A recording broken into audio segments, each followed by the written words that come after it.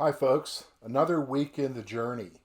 And so I want to give you another weekly encouragement. But before I do that, I just want to go through some resources that can be used to help you this week, especially this week, the Holy Week, or what's known as the Week of Passion, between Palm Sunday and Easter, as we reflect upon what Jesus went through for our salvation.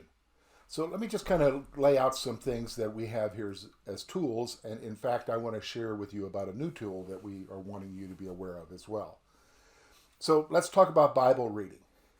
So with it being the Holy Week, I would encourage you to use this devotional by the Daily Bread folks. It's 10 reflections from our daily bread. It's called The Hope of Easter. And there's 10 readings there with scriptures. I would encourage you to use that. Or you can just use the normal daily bread, and both of those are available in the entryway at the church. You can use a Bible reading plan. They start off in the Gospels, and some of you are using that, and I would encourage you to do that.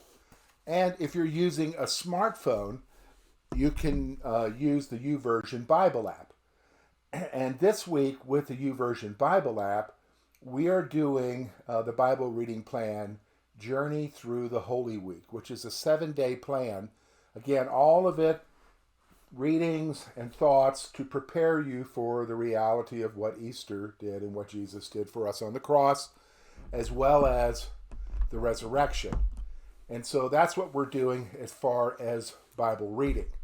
Now, we also are focusing our attention as far as our prayer focus this week on praying for the Easter service. And so this week, we have a prayer focus where you are given some things to pray about concerning the Easter service. So, for instance, open doors to invite someone to the service, work in the person's heart to accept the invitation, God's presence in the service, and to speak through the message.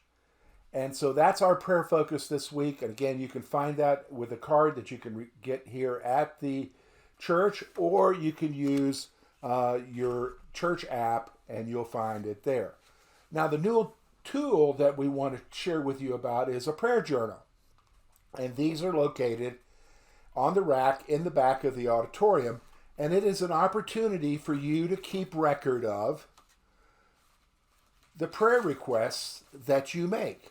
So you would write a date, write what your request is, and then when God answers that prayer request, you write what the answer is. Now, why do we want to do that? Well, you and I have a tendency to forget. And if we remember how God has answered us before, we will see ourselves asking Him to intervene in other areas in our life as well. And so it's a good thing to keep as far as a record of what you're talking to the Lord about. Now, let's talk about our encouragement this week. And I've entitled our encouragement, Misunderstanding God.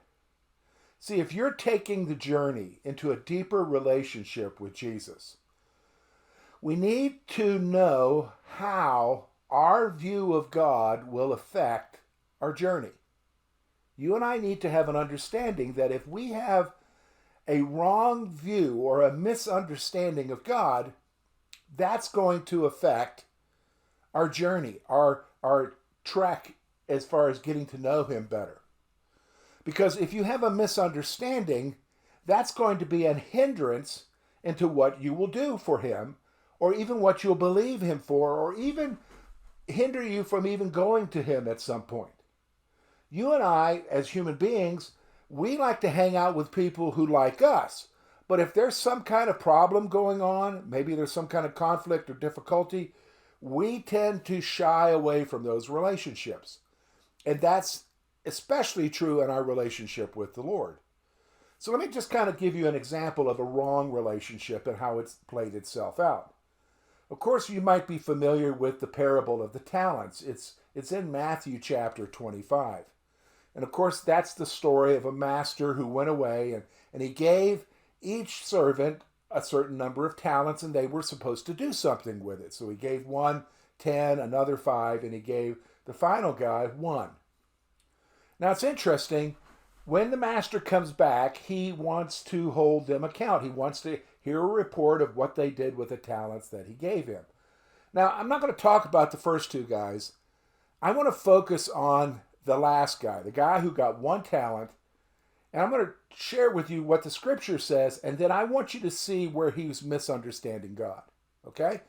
Here's what is recorded about that guy. In verse 24, he also, who had received one talent, came forward, saying, Master, I know you to be a hard man, reaping where you did not sow, gathering where you did not gather seed. So I was afraid, and I went and hid your talent in the ground. Here, you have what is yours. Now, did you catch some things he was saying there? He referred to the master as a hard man who basically does what he wants to do, and it's not necessarily a good statement. And then he finally says, I'm afraid of you. Now, that misunderstanding of the master kept him from doing something with his talent. It kept him from moving forward with what he should do. Now, why am I bringing this up? You and I can develop wrong thinking about God. Maybe it's because of disappointment. Maybe we didn't see God answer prayer the way we wanted to. Maybe we had these expectations that he didn't fulfill, and so therefore we're upset. The fact of the matter is that our thinking about God affects whether or not we go into a deeper relationship with him, whether or not we'll do the things that he wants us to do. And for a lot of people, they have a very bad concept of God. How do you know that, George? Well, the next time a problem happens, what's the response? Is the response, Lord, help me get through this? Or is it, why are you doing this to me, Lord? What did I do to deserve this? God, you've abandoned me. Those kind of statements reflect what? A misunderstanding of the Lord. And trust me, that's going to affect your relationship with him, your journey into a deeper relationship with him. You say, okay, George, what do we do then? If I want to have a correct understanding of who the Lord is, if I want to anchor myself into a better position of understanding who he is, where do I start? I think you start in the very same gospel, Matthew, but you go back to chapter 11, verse 29, and listen to what Jesus says.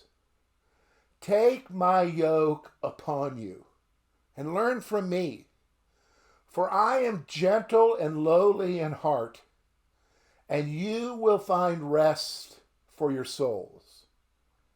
All right, do you see what he's saying there? He's giving us this great view of who God is, of who Jesus is. He's saying, take my yoke. Take the thing that I'm guiding you in. Don't worry about it. I am going to guide you. Take it upon you. Why? Because I'm gentle. I'm lowly in heart. That reflects how Jesus is going to be with us. He's not the big heavy, ready to drop the hammer on you.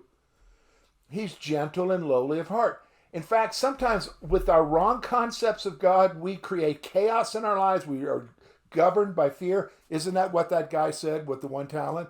I was afraid. Well, look what Jesus says. And you will find rest for your souls.